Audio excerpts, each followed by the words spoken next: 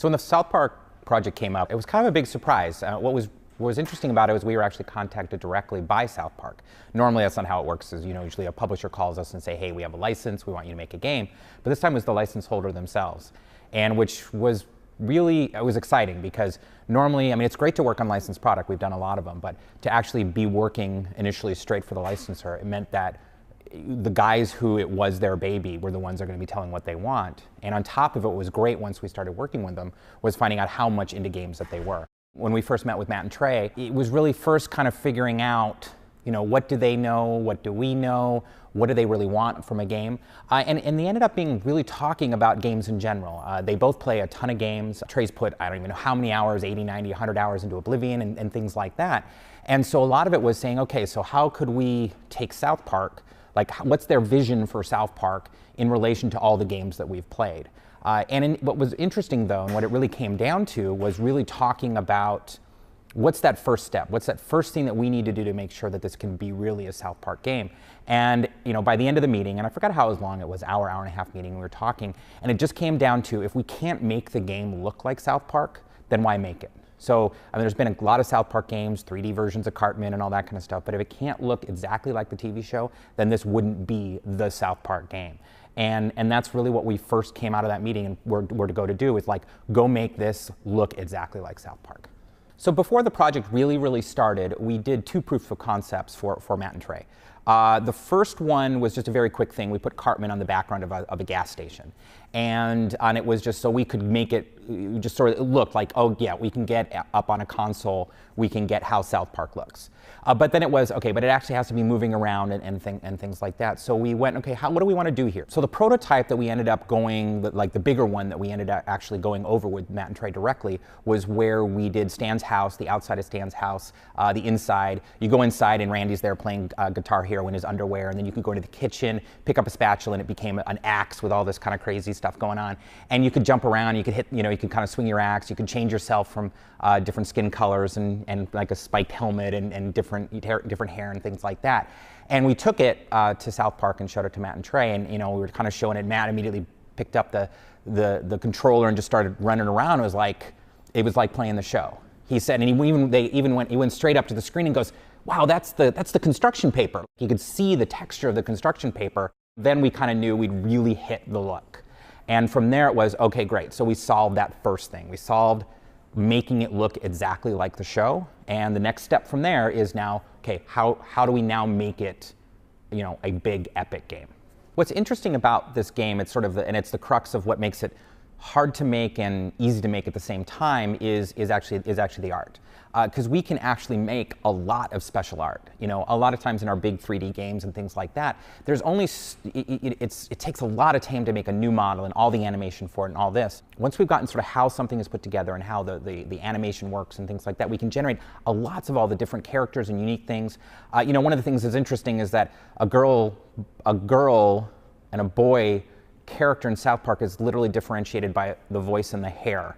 And that's pretty much it. So it means that we can kind of create all of this unique stuff. And that's, I think, what's great. It means that we just cram this game full of all of these unique things, when usually making a game unique is the challenge.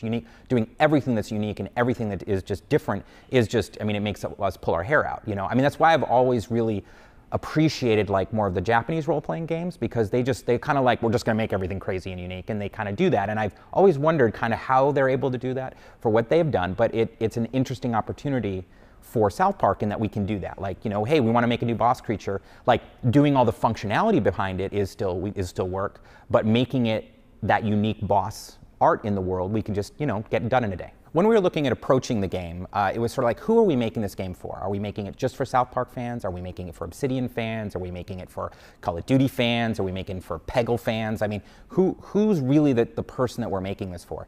And it really came down to, I mean, ultimately we're Obsidian, so we make role-playing games. So it has to be for someone who enjoys playing role-playing games, but that doesn't mean that we wanted to just eliminate like South Park fans, you know, because it was very important that almost they're like the target group. And that kind of like changed a lot of how we looked at the game from a standpoint of, we want people to experience, any person who's playing the game to experience as much of the world as possible.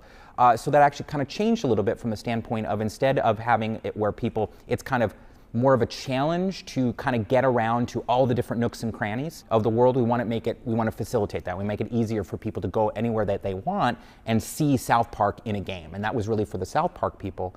But it also meant that from the standpoint of like when we're looking at combat and things like that, we're like, it has to be fun for them, but then it has to have the depth for someone who's really into role-playing game. And so that's kind of, and that's another focus, looking at multiple depths of things. So for the people that want to put the time into the system and time to learning it and going and doing subquests and getting every friend on your social network page and things like that, that's for people who really want to play the game. But for someone who's a South Park fan, they can go and see a lot of South Park because that's what they want out of it. So South Park as a license is kind of an interesting thing because normally, like when we're working with a license, it's sort of, here's a bunch of books, here's some films, here's some ideas, here's a book that tells you what's right, what's wrong when it comes to licensing. With South Park, it's very different because it is Matt and Trey. It is Crispy, who was the art director on the show for 10 years. And it's talking to the guys that actually do it and still do it every day. I mean, they're still making the show after 15 years. So while it was awesome to make a Star Wars game, we didn't get to talk to George Lucas. So a lot of it was absorbing everything about Star Wars that's happened in the last 30 years rather than talking directly to the creator.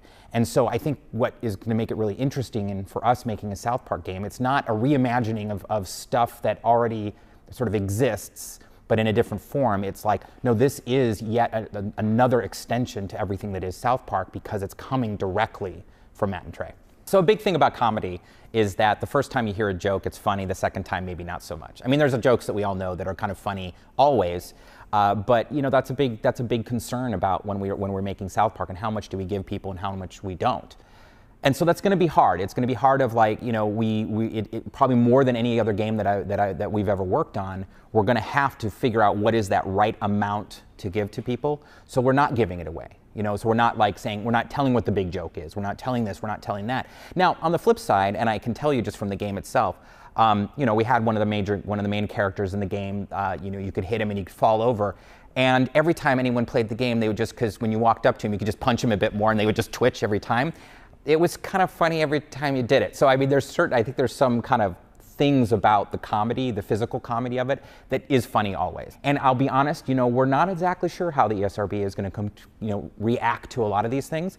But the first thing is like, we're not going to worry about it. Like the first thing is that this needs to be South Park. It needs to be outrageous. It needs to have just crazy crap in it. It needs a lot of swearing. It needs a lot of children dying. It needs just giant just things that happen are just crazy. And then if we have problems, then we'll deal with them. But the goal is let's not restrict ourselves right now. Let's make it South Park, make it nuts, and then kind of, as they say, cross that bridge when we come to it.